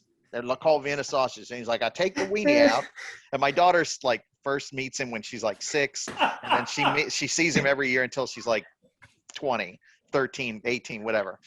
So he come by and he goes, you take the little weenie out of the can, and then you dip it in the calcium, like dip, and this is what he used to say the same thing every time. And then you feed it to them, and I'm telling you, they grow really fast, and they're really amazing, and I'm like, you ever bred them on that? He's like, well, I only have one, but, you know, he's like, I want to get more from you. And he would always say the same thing. I would always have like a ton of tegus. He would never buy one. He would just come by. And so he became known as the Dip Weenie Man. And literally to this day, that shit gets brought up. So that's kind of like a little funny fucking. That's awesome. I didn't try to kill somebody at a show story. Yeah. Did it look healthy though? Wait, did it look healthy at least? I never saw a tegu. I don't even know if it existed. He could have been. I've had some weirdo stalkers over the years. He could have been one of them. I don't know. Yeah. Eddie, what about you? You're a Repticon guy, so I know you've seen some crazy people. I have anywhere from hilarious to negative to scratch your head at. Let's just talk the funny stuff. So one of them, this involves kind of like not FWC, but I thought I was being like planted. So someone wanted to buy some of my tortoises. So I'm like, okay, cool. You know what you're doing, blah, blah, blah. Yeah, I know what I'm doing. They're like, yeah, I have a whole backyard full of tortoises. I'm like, okay, cool. And they're like, you want to see what it looks like? I'm like, yeah. So I'm in the process of packaging up the redfoot. It was like a medium-sized redfoot. And they're like, yeah, this is the first time. And in my head, I think they have redfoots until they say, we never had one that looks like this, which it was a normal redfoot, nothing special about it. So I'm like, okay. So they show me a picture. Their yard is full of gopher tortoises. I knew that was coming. that over the years that they would just drive and find them and just take them and put them in their yard. Yep. Once she showed me that picture, it's funny because when she showed me that picture, I put my hands up and I'm looking around like, what the fuck? What do I do? What do I say to this person? Like, you put your hands up. Don't shoot. I put my hands up. And I was like, go ahead, arrest me. I was like, do you know what these are? And she's like, no, we have no clue. She's like, me and my husband, we love them. We feed them. They come to us. We just want to get it more friends. So you go through the whole spiel of telling them how they're illegal. And it's basically a federal. It's not just illegal. Yeah. It's a federal. And they looked at me like I was crazy. And they're like, we found it, we rescued it, and I'm just like, oh my god, I really don't want to be any part of this. Yes. Man. I did my best to make them feel terrible about it without me being involved. I got them out of there. I have no clue what happened to it, but for a second I thought I was in a sting operation. I didn't know what was going on, man. But it was just weird. Unfortunately, most of them do involve some sort of tortoise. I had another one who they'll come to the shows and they'll show you animals that they've caught or they bought or someone gave to them, and they show you their enclosures. Another one was a sulcata tortoise. And they kept telling me, I have a turtle that doesn't like the water. And I'm like, okay, well, what's the enclosure look like? They show me the picture, and this poor sulcata is on this small little island of gravel. And it's just sitting there like, it never goes in the water. And I'm just like, oh my God. Like, and then I'm like, you guys are fucking, this isn't real. Yeah. So you go through the whole process explaining the difference between a turtle and a tortoise, and it's just. Yeah. Or I mean, anyone who does a reptile show, you'll also hear this where they look at the most exotic, rare animal that you have, they see the price tag on it, and they're like, "Oh, but we have these in our backyard." Yeah. That's the thing I hear the most. Yeah. It's like, oh, you have this in your backyard? Okay, let me come to your house. I will get rid of them all for free. Yeah. Right. So granted, I've never done any of the shows or anything just yet. I do have just like one or two kooky people stories. So just one of the most common things I get is, or not most common things, but the most common like odd encounters are the scammers. And just recently I had someone try to send me pictures of my own euros to try to sell me some rare euros. And I was awesome. Yeah, that was really bizarre. That was super fun. But the one that stands out, just because we're talking about kooky, bizarre stuff, the one for some reason that stands out is there's a lady who bought an ornate from me maybe 3 or 4 years ago. And she was, I'm not 100% sure, but I believe she was Chinese based on like her name and the way the email signature looked. I think she was Chinese. Don't quote me, but she's Asian of some variety, right?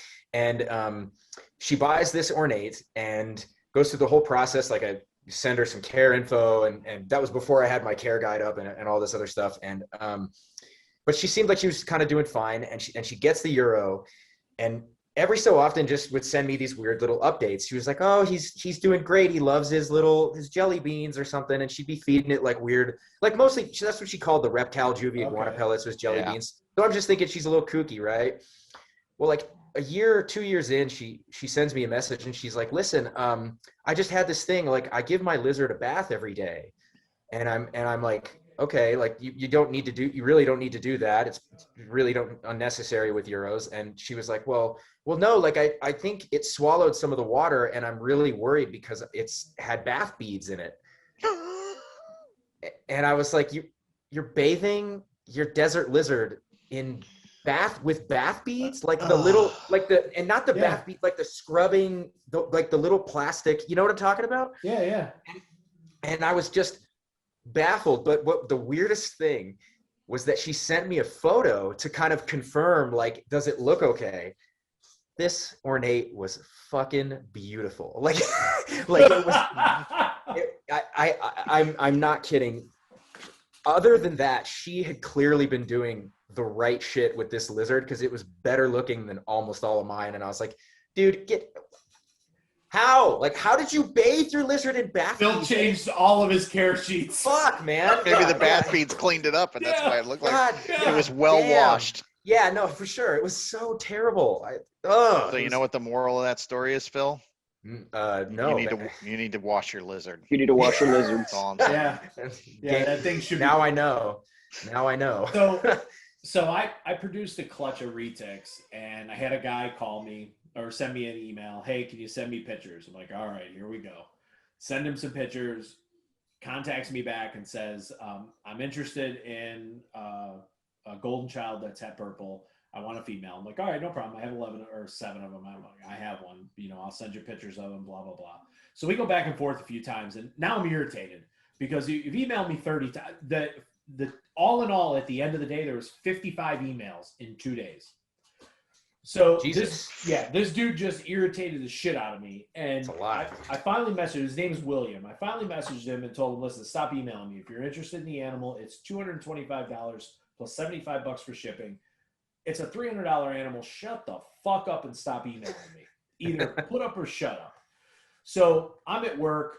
I get an email and I don't even look at it because I see it's from him. I'm like, I ain't talking to this dude. I'm busy. So about a half hour in, I look. I'm like, I'll just humor him. Send me a video 10 seconds long of the snake, and I promise you I'll pay you right away. Liar. Like, motherfucker. So I send him back an email and say, are you serious? And he's like, yeah, dude, I'm sorry. Listen, no joking. All joking aside, I've been kind of fucking with you now because I see you were getting upset. He's like, so I've been screwing with you. I'm like, really? So now you're trying to be funny. So I get home and I tell my son, I'm like, what do you think I should do? He's like, take a 10-second video and send it to him and see what the dude does. So I take a 10-second video. I send it to him. 5 minutes later, I get a notification. I've got money in my PayPal account. I'm like, all right. So the dude was serious. Sounds like a win-win. Yeah. So of course, now I'm going to be funny. So I pack the animal up and I print out an 8x10 photo of Eddie Murphy like this. And I tape it to the top of the inside of the box. And I sent him an email and said, I'm sending you this box. Here's the deal. If you don't do an unboxing video, I am going to plaster your name all over with every email that you sent me and ruin you. So he's like, dude, I'll do an unboxing video. I'll do an unboxing video. So he does this video and he's opening up the box and he opens it up and sees Eddie Murphy and he just loses it. Just loses it. He's like, oh, this guy's got jokes. Oh, look at this.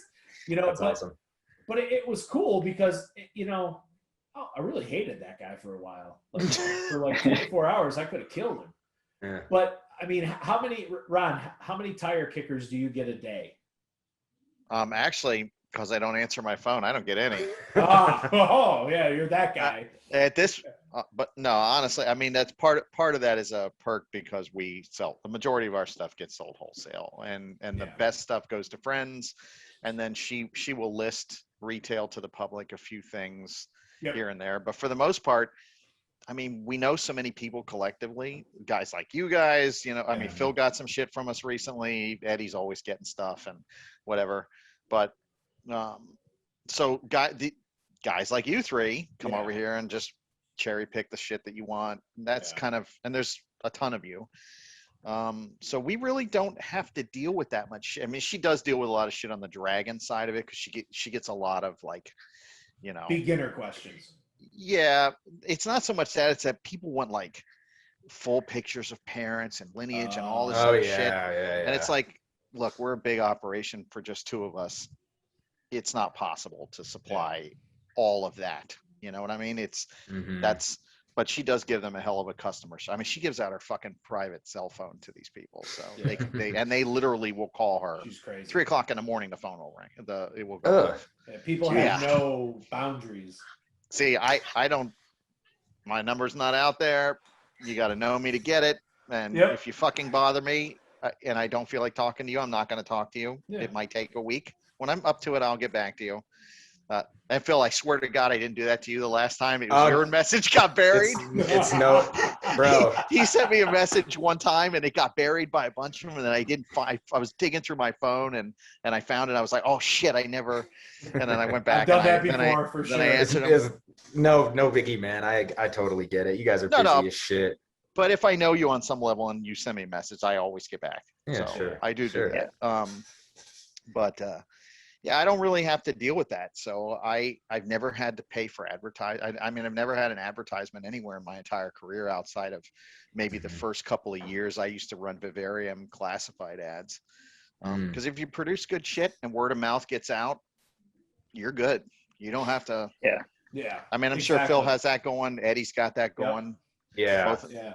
and Yeah, that's the good thing about when you're producing some of these rarer species, there's really no tire kickers. You send a price, they send They you buy money it. right away, Yeah. Yep. and then you kick yourself because you should have went a little higher. Exactly. Yes. Fact. Yes. Yep. Yes. Yep. Yeah. So the only problem I ever had with tire kickers is this is way back when I used to breed ball pythons. I pretend that I pretend that never happened in my life, Yeah, but it was I a different did that. Eddie. It was a different me. I was young. I was in my 20s. But I had a kid who bought a this was in 2009. He bought a full-grown adult spinner het albino female. So it was like, I think $2,500 at the time. He's like, hey, I'm gonna send you money. I'm gonna get it. So what he ended up doing, like, he convinced me to do a program, like what do you call it? Payment plan. Yeah. Yeah. Oh. So he would literally send me money like every week. And then once I got the $2,000, he just disappeared. Just completely disappeared on me. A year later, I decided to keep it, breed it. He messages me. Kid got deported. He got deported. Oh my God, dude. Yeah. He got deported. And it's funny because I remember I would tell my wife, like, yo, this guy sends me money and then he disappears for like a month and then sends me more money and then disappears and what's going on? And then he sent me this money and I'm like, and then she's like, maybe he died. I don't know. So I'm like, should I sell it to someone else? He disappeared on me. I would message him. It wasn't like he just sent me money and that was it. Like I would message him like every day, like, hey man, today's a great day where you're at, where I'm at, I can ship it.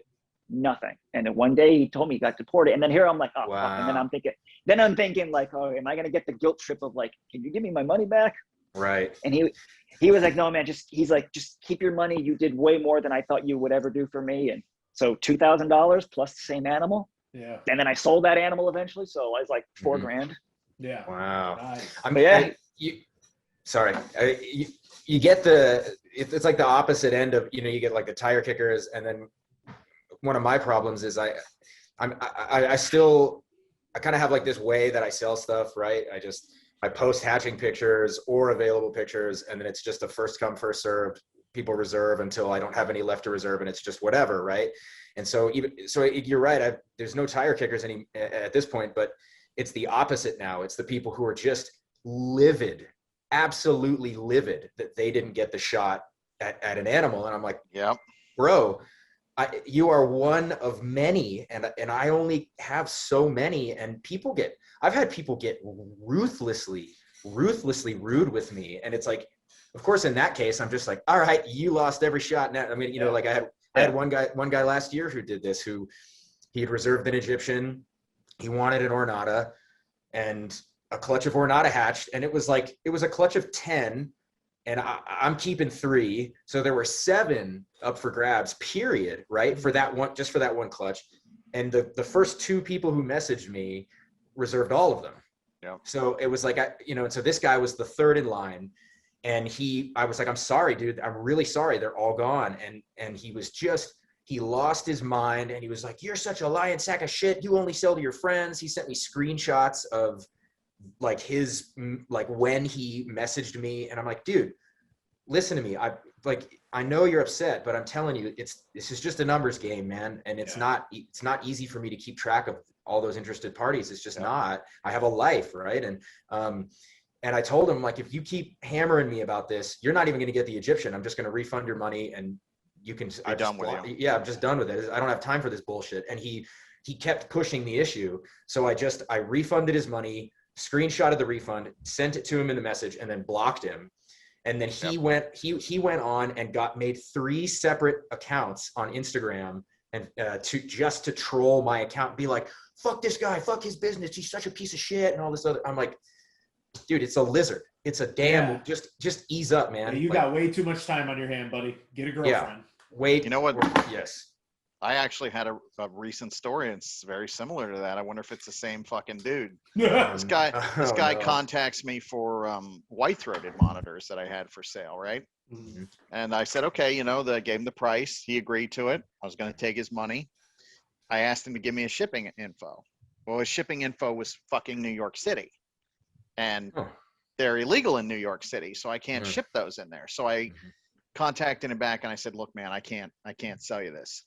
He goes, well, let me give you an address in New Jersey, ship it to New Jersey, and then I'll go get it. I'm like, I can't sell it to you now that I know that it's destined for New York. I'm like, that would be, I'd be committing a crime. And I'm like, I don't know you. I don't know who you are. I'm not going to do this. And so actually he had paid me at that point. So I immediately refunded his money. Like I sent it right back, never left my PayPal. That motherfucker, he got my phone number from somebody. I don't know who we knew a lot of the same people. So he must have called one of my friends and they gave him the number. Jesus. He started calling me, trying to get me to sell him to him that way. I fucking blocked him on my phone. I blocked him on Messenger because he kept fucking harassing me. He kept sending me, no, I really need you to do these. I need these. Jesus. I blocked him there. He had mutual friends try to buy them and send them to him. And I'm like, and I called him out and I'm like, are these going to so-and-so? They're like, yeah, he asked me to get them for him. Like, nope, he's not getting them. I'm not selling them. They're not going. So I took him off the market completely because he kept trying to go around. Now, he was probably just a guy that wanted them for himself, but I didn't know if he was somebody trying to set me up.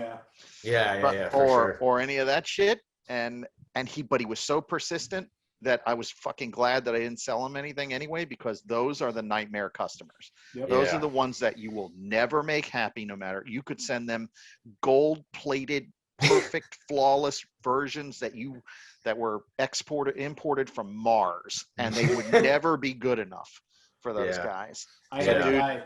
You dodged a bullet on that one, Phil, and by just getting rid of them, because trust me, not worth it. There's always way more fish out there. I had a guy in New York message me and say, hey, I want to get a retic, and I'm like, all right, no problem. Have you ever had? Oh yeah, I've got berms, I've got retics, I've got that. I'm like, all right, no worries. Like, which one do you want? He's like, well, I want this one. I'm like, all right, cool. I was like, send me your shipping info. Sends me your shipping info. It's New York, and I'm like, fuck. Yeah. I'm like, I can't send this to you. And I was like, you know better than that. I said, you have this stuff and you're in New York? And he's like, yeah. And I'm like, you know better than this. And he's like, well, I'll give you an address in Vermont. And I'm like, no. Yep. No. Definitely not.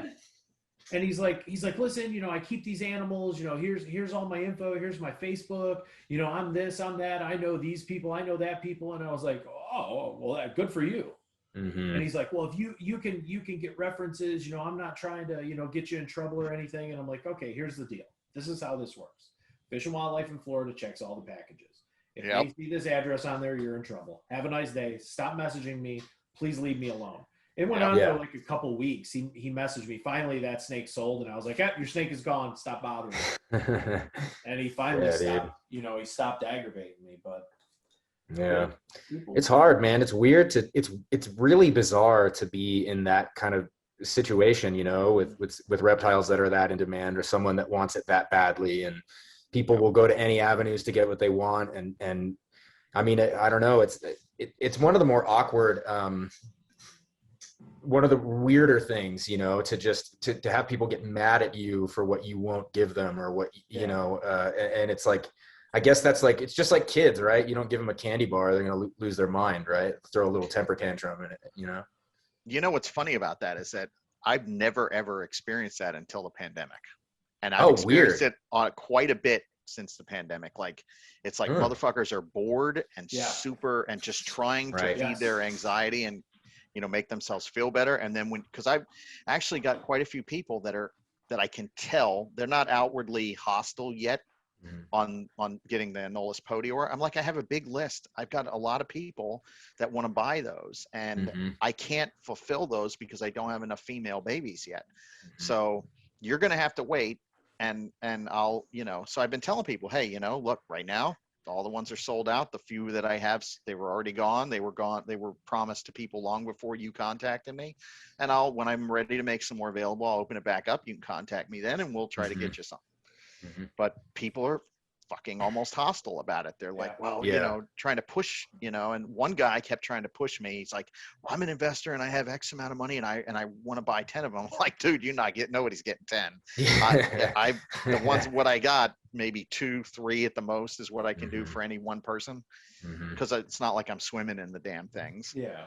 But it's, I've never seen that with anything. Not a single project that I've ever been involved in ever has had the kind of very intense, I want in on this kind of thing.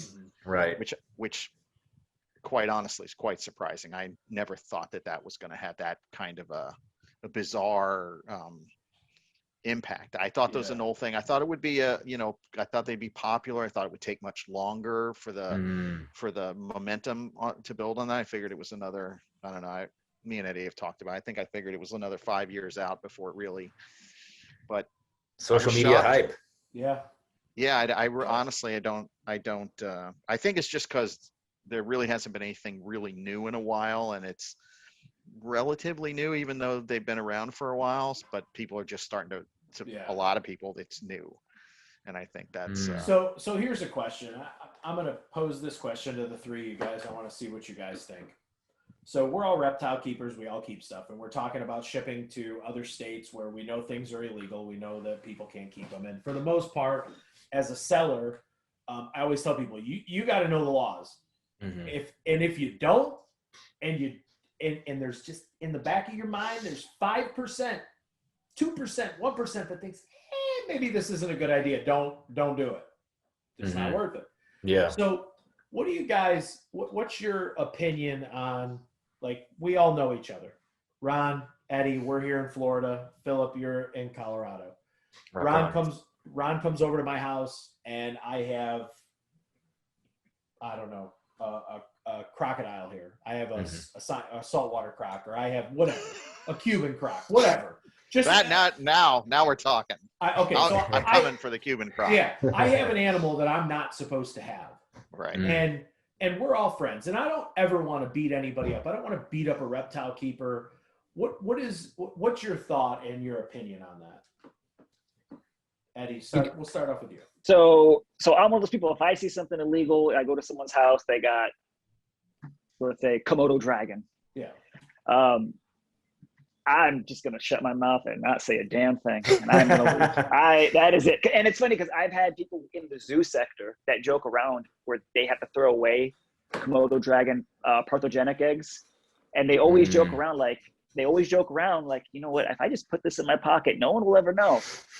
So I've always thought to myself, like, one of these days I'm going to go to these zoo people's houses. And there's going to be like a Komodo just sitting there.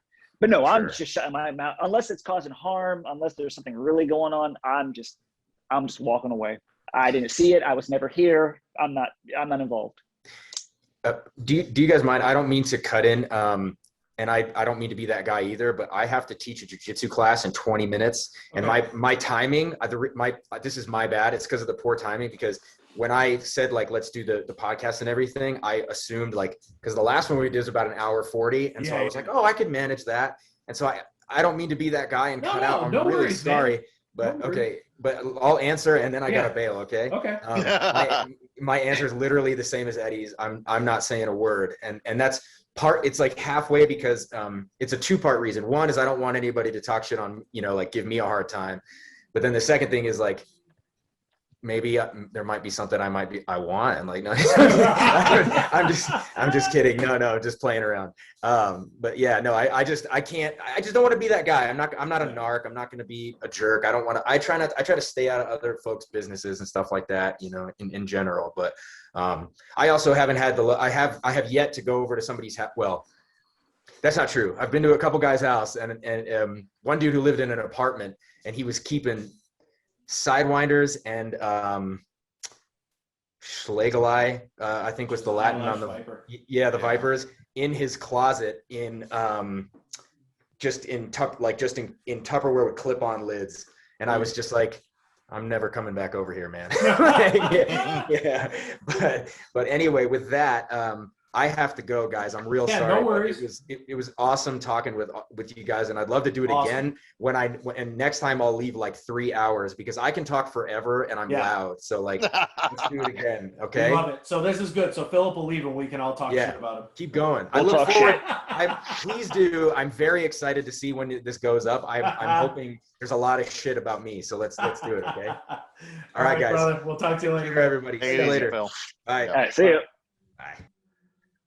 All right. So Ron, what is your opinion? I'm not a fucking rat. That's really what Okay, it comes so- down to. Okay, so hold on a second. Let me rephrase that. So, not that you're going to go and rat on him, but what are you going to say? Like, if I have something that I'm not supposed to have, and we're associated as friends, and I'm going to buy animals from you, I'm not saying you're going to run to FWC or USDA. Right. No, I know what you're saying. I mean, dude, as somebody who lived through the great reptile busting of the 90s where Yep. US Fish and Wildlife cracked down and rounded everybody up, and watching all my friends get rounded up and fucking, I mean, I saw a lot of things. I was privy to a lot of things. The only reason that I really didn't get jammed up in all that is because I tried to not fucking get caught up in that, because Yeah. when I was younger, I had done some things Mm-hmm. and I didn't like having that hang over my shoulders. Like, it was really unnerving to have to worry about, did what I do going to come back and haunt me? And then when I was 18, I went to jail for some other things that I was doing. And when I got out of that whole situation, I was given this thing called pretrial intervention. The cop that arrested me came to my hearing and spoke on my behalf and asked the judge for leniency and shit. So I got a second chance, and I was like, you know what? Fuck this. I'm never going back to this crap again. So that's actually really the catalyst that pushed me hardcore into the reptile industry, because I had to put that energy somewhere, and instead of putting it towards negative behaviors, I put it into this, and that's what I do today. But so I've seen a lot of shit. I don't really I don't talk about it. But at the same time, if I have a friend that's doing something that's fucked up, I'll tell them privately. I'll be like, look, man, you can get fucked up by this. And then I give all these examples. I'm like, look, this dude was doing this dumb shit, and then he spent, a year in prison, 2 years in prison. Actually, it's kind of funny, because a good friend of mine, old friend that goes way back, is Ryan Getman from Underground. And he put out a video today talking about his 1 year in jail. And I was listening to it in the car, and I was like, I remember all that, because we were buddies and we hung out. We grew up in the same time frame in the same area, and I saw him almost every day, and I remember when he went to prison. So but he and I had discussions about that too back when he was doing that shit. I saw some stuff he was doing, and I go, dude, you're gonna get busted. You can't just do this out, because all that stuff was done out in the open. It wasn't like it was hidden, and everybody down there was involved in. It was just like a whole thing. So I was like, and these motherfuckers, when they get busted, they're like, nobody's gonna rat. Bullshit. They all rolled on each other. Yeah. So, and I watched them do it. So, and that's so getting at that point is again, as reptile keepers, we have to be above the line, and we always hear people say, police our own community, do this, do that, and know your reptile laws. I've heard and seen people post stuff online before. Hey, I got this animal and I didn't realize I wasn't supposed to have it. Or, listen, these are easy things to look up and find all your local laws and local rules. And so I think Florida is probably the only state that's really, I don't want to say dialed in on, you can't do this, you can't do that. But I've heard other states where, like, in this county, you can't keep this. In this county, you can't keep that. In this county, you can't have this, but you can have that. And it's like, that's super confusing. Right. That's why I don't keep native stuff. Yeah. And here in Florida, it's definitely a little bit more spelled out for us, which is good. But those are, I guess, the main points that we've made here. A lot of it is, the reptile industry as a whole is as far as the illegal side of it, is only second to drugs. And it's really scary for all of us, or people. I don't want to say all of us because I don't run a business, but for you guys that have businesses, that's really scary that somebody's stupidity can shut your business down. I mean, that is true. But I really don't see that much illegal shit anymore. It's No, really it's not. definitely changed from, Yeah, like you said, it's from back in nothing. the day. Yeah. Correct. Yeah, it's there. Honestly, the proliferation of captive breeding have pretty much torpedoed most of that. I don't know. I mean, I used to know some very prolific international smugglers. Mm-hmm. They all went legit in the like mid 2000s because they were essentially, there was no point to them going around the world smuggling shit. Yeah. They couldn't make any money. It wasn't all the stuff that, you know, people wanted that were really after were already being bred in captivity. And those guys never, you know, people think that there was all this money in smuggling. Let me tell you something. Those guys never made shit.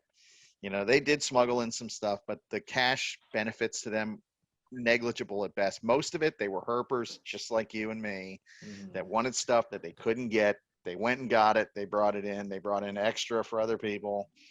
And that is kind of how that was. It wasn't like this nefarious scheme to pilf the wild, and they weren't out there raping the land. It was small amounts of specimens. I'm not justifying it, but that is the reality of the situation. It's not this crazy thing that it was, you know, like the government, oh, it's this huge multi-billion-dollar. Now, maybe in China with food-based things, I could see where that's like, you know, shark fins, turtles. when you're taking absolutely massive tons. But these guys that smuggled in handfuls of reptiles, most of which are no longer alive in captivity today, that it's negligible. But however, I think most of them, if you talk to them today, would say that at points I always gave them the same advice that I'd say to anybody else: stop doing dumb shit, or it's going to come back to haunt us. I think even they today would beat their own asses if they could go back and grab their 20-year-old selves and say, you know, what the fuck were you thinking? Yeah, what were you doing? Yeah, I mean, I know Getman feels that way. I know some of the other ones do too. It was just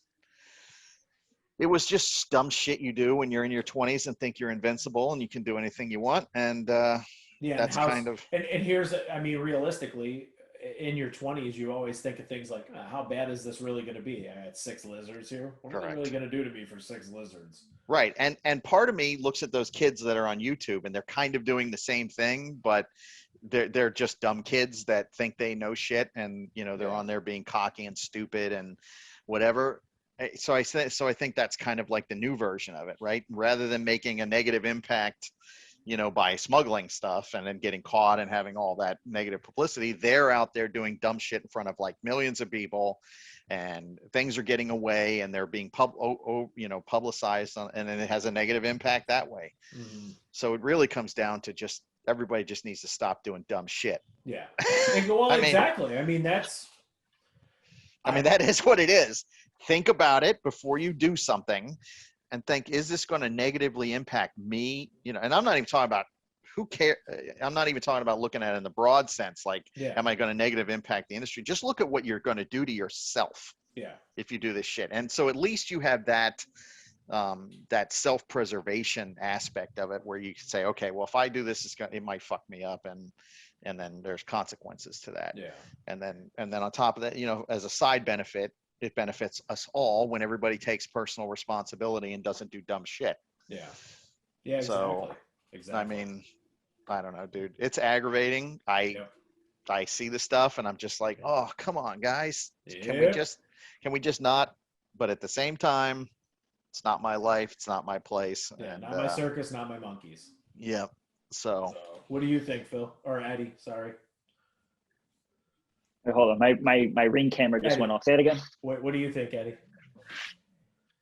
So on the plus side, if it wasn't for those pioneers, there's a lot of that stuff we wouldn't have to this day. Yeah, but 100%. It's also like Ron said, I know some of those people. And there's a lot of books written about some of these people.